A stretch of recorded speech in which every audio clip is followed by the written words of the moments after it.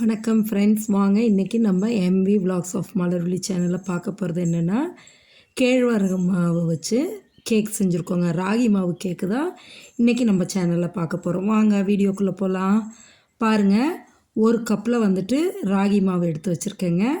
அரை கப்பு வந்துட்டு கோதுமை மாவு. இந்த ராகி மாவு வந்து ராகி வாங்கி கழுவி காய வச்சு அரைச்சது தான். கோதுமை மாவும் அதேமாரி வாங்கி கழுவி காய வச்சு அரைச்சதுங்க.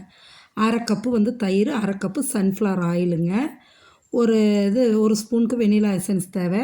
கோகோ பவுட்ரு வந்து என்கிட்ட இதுதான் இருந்தது, 1.5 ஸ்பூனுக்கு எடுத்துக்கிட்டேன். நீங்கள் ஒரு 1/4 கப்பு போட்டுக்கலாம். 1 கப்பு பால். இது பவுடர் சுகர் வந்து 1 கப் எடுத்து வச்சுருக்கேங்க. அடுத்தது பார்த்திங்கன்னா, baking powder 1 spoon, baking soda 1/2 ஸ்பூனுங்க. இதை வச்சு தான் நம்ம செய்ய போகிறோங்க இன்றைக்கி கேக்கு. இந்த கேக் பேட்ரு ஊற்றுறதுக்கு நம்ம இந்த கிண்ணத்தில் தான் ஊற்ற போகிறோம். நெய் தடவி கோதுமை போட்டு டஸ்ட் பண்ணி வச்சுட்டோங்க.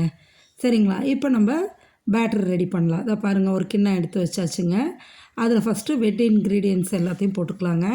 முதல்ல வந்துட்டு என்ன பண்ணுறோன்னா, அந்த அரை கப்பு எண்ணெய் வச்சுருக்கோம் இல்லைங்களா, சன்ஃப்ளவர் ஆயிலு. வாசம் இல்லாத எண்ணெய் தாங்க யூஸ் பண்ணணும். கல்லெண்ணெய், நல்லெண்ணெய், தேங்காய் எண்ணெய்லாம் யூஸ் பண்ணக்கூடாதுங்க. ரீஃபைண்ட் ஆயிலை ஊற்றி இந்த 1 கப்பு பவுட்ரு சுகர் வச்சுருக்கோம் இல்லைங்களா, அதை நான் 3/4 கப்பு மட்டும் போட்டுக்கிறேங்க. எனக்கு இனிப்பு கம்மியாக போதும். உங்களுக்கு இனிப்பு அதிகமாக வேணுன்னா 1 கப்பும் போட்டுக்குங்க. நான் 3/4 கப்பு போட்டு பீட்ரு வச்சுட்டு நல்லா விஸ்க் வச்சு நல்லா கலக்கிடலாங்க. விஸ்க் வச்சு கையால் நல்லா கலக்கி எடுத்துடலாங்க. சரிங்களா? நல்லா ஈவனாக கலந்துடணும். கலந்ததுக்கப்புறம் இப்போ என்ன பண்ண போகிறோன்னா, பாலும் தயிரும் ஊற்றிக்கலாங்க. 1 கப்பு பால் வச்சுருந்தோம்ல, அதையும் ஊற்றிக்கிங்க. 1 கப்பு தயிர் இருந்ததையும் ஊற்றிக்கிங்க. நான் இன்றைக்கி வந்து ஒயிட் சுகர் யூஸ் பண்ணியிருக்கேன். நீங்கள் வந்து நாட்டு சர்க்கரையும் யூஸ் பண்ணலாம், வெல்லமும் யூஸ் பண்ணலாம். அது நம்மளோட சாய்ஸுங்க. சரிங்களா? நான் இன்றைக்கி ஒயிட் சுகர் போட்டேங்க. போட்டு இதையும் நல்லா கலந்துட்டு, ஒரு சலிக்கிறதை எடுத்து வச்சுட்டு சல்லடை, அதில் வந்து இப்போ நம்ம மாவு ஐட்டத்தெல்லாம் போட்டுக்கலாங்க. ஈவனாக கலந்து வரத்துக்கு சலித்து எடுத்துக்கலாம். சரிங்களா? இப்போ அதில் வந்து அந்த 1 கப்பு ராகி மாவு வச்சுருந்த பாருங்க, அதையும் போட்டாச்சு. அரை கப்பு கோதுமை மாவு எடுத்து வச்சதையும் போட்டுக்கலாங்க. பேக்கிங் பவுட்ரு, பேக்கிங் சோடா அதையும் எடுத்து போட்டுடுங்க. போட்டுட்டு கோகோ பவுட்ரு வச்சுருந்தோம் இல்லைங்களா, அதையும் எடுத்து போட்டுக்கோங்க. என்கிட்ட 1.5 ஸ்பூன் தான் இருந்தது, அதுதான் நான் போட்டிருக்கேன். நீங்கள் 1/4 கப்பு வரைக்கும் போடலாம், நல்லாயிருக்குங்க டேஸ்ட்டு. போட்டுட்டு இதை வந்து நல்லா சலிச்சு விட்டுருங்க. அப்போ ஈவனாக கலந்து வந்துடும், எல்லாமே மிக்ஸ் ஆகிறதுக்கு. போட்டு இப்போ விஸ்க் வச்சு நல்லா ஒரே பக்கமாக கலக்குங்க. ஆப்போசிட் டைரெக்ஷனில் கலக்கிடாதீங்க. ஒரே பக்கமாக கலக்கிட்டு 1 ஸ்பூனுக்கு வெண்ணிலா எசன்ஸ் ஊற்றிக்கிங்க. ஊற்றிட்டு, இது ஆப்ஷனுங்க, இது நல்லா ஒரு டேஸ்ட் கொடுக்கும், அதுக்காக தான் நான் ஊற்றிக்குவேங்க. ஊற்றியாச்சு, 1 ஸ்பூன் ஊற்றி செய்யும்போது ரொம்ப நல்லாயிருக்கும், அதுக்காக தாங்க. அந்த வெண்ணிலா எசன்ஸையும் ஊற்றி நல்லா கலந்துருங்க. கலந்துட்டு இப்போ இந்த கிண்ணத்தில் எடுத்து அந்த கேக் பேட்டர் ரெடி ஆகிடுச்சு, ஊற்றிடலாங்க. நம்ம அப்படியே எடுத்து ஊற்றுங்க. ஊற்றி இந்த நம்ம எடுத்துருக்க கிண்ணத்துக்கு அரை கிண்ணத்துக்கு அளவுக்கு தாங்க ஊற்றணும். அப்போ தான் கேக் வந்து நல்லா எப்படி சொல்கிறது, பொங்கி வரும் மேலே எழுந்து. அதுக்காக அரை கிண்ணம் மட்டும் ஊற்றுங்க போதும். சரிங்களா? நிறையாலாம் ஊற்றிடாதீங்க, அப்புறம் பொங்கி மேலே இதாகிடும் ரொம்ப. இந்த அளவுக்கு ஊற்றிட்டு லேசாக கிண்ணத்தை வந்து தட்டி விடுங்க, ஏர் பபிள்ஸ் இல்லாமல் தட்டி விட்டுட்டு இப்போ எடுத்து வைக்கலாங்க. நான் குக்கர் வந்து ஆல்ரெடி 10 மினிட்ஸ் ப்ரீ ஹீட் பண்ணி வச்சுருக்கேன். சிம்மில் வச்சு பாருங்களேன், சிம்மில் வச்சு இப்போ உள்ளார உப்பு போட்டு ஒரு ஸ்டாண்டும் வச்சுட்டேன். அது 10 நிமிஷமாக ப்ரீ ஹீட் ஆகிடுச்சுங்க. உள்ளார மூடிக்கு வந்து கேஸ்கெட்டும் போடக்கூடாது, வெயிட்டும் போடக்கூடாதுங்க.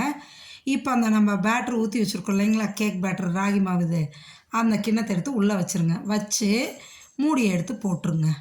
போட்டுட்டு சிம்மில் இருக்க ஃப்ளேமை வந்து இன்னும் கொஞ்சம் ஹை பண்ணிக்கோங்க. அதாவது சிம்மிலையும் இருக்கக்கூடாது, மீடியம் ஃப்ளேமுக்கும் போகக்கூடாது. மீடியம் ஃப்ளேமுக்கும் சிம்முக்கும் இடையில வச்சுருங்க.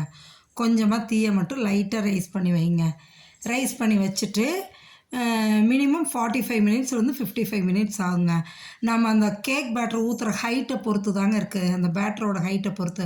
அகலமாக ரொம்ப இருந்தால் டைமிங் கம்மியாகுங்க, ரொம்ப ஹைட்டில் இருந்ததுன்னா கொஞ்சம் டைம் எடுக்குங்க.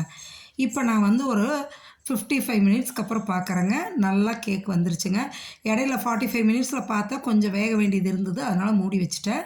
இப்போ ஒரு 10 மினிட்ஸ் விட்டு எடுத்து பார்த்தேன் பாருங்கள், நல்லா பர்ஃபெக்டாக நல்லா சூப்பராக வந்திருக்குங்க நம்ம ராகி கேக்குங்க. ராகி மாவில் கேக் செஞ்சு கொடுங்க, குழந்தைங்க விரும்பி சாப்பிடுவாங்க, அவ்வளோ சூப்பராக இருக்குங்க. இப்போ கேஸ் ஆஃப் பண்ணிவிட்டு கிண்ணத்தை வெளியே எடுத்துடலாங்க. எடுத்து நல்லா ஆற வச்சிடலாங்க. சைட்லலாம் பாருங்கள், சூப்பராக வெந்து வந்திருக்குங்க. நல்லா அழகாக நல்லா பஃபியாக பொங்கி வந்திருக்குது நல்லா. சரிங்களா? இப்போ நல்லா ஆறட்டுங்க. ஆறுனதுக்கப்புறமா நம்ம கேக் எடுத்து கட் பண்ணி சாப்பிட்லாங்க. அவ்வளோ சூப்பராக இருக்கும் இந்த ராகி கேக்கு. நீங்களும் ஒரு தடவை ட்ரை பண்ணி பாருங்கள். அவ்வளோ டேஸ்ட்டாக இருக்கும். இப்போ ஆறிடுச்சுங்க நல்லா. ஒரு பிளேட்டில் வச்சு அப்படியே கிண்ணத்தை எடுத்து தலைகீழாக கவுத்தியாச்சுங்க.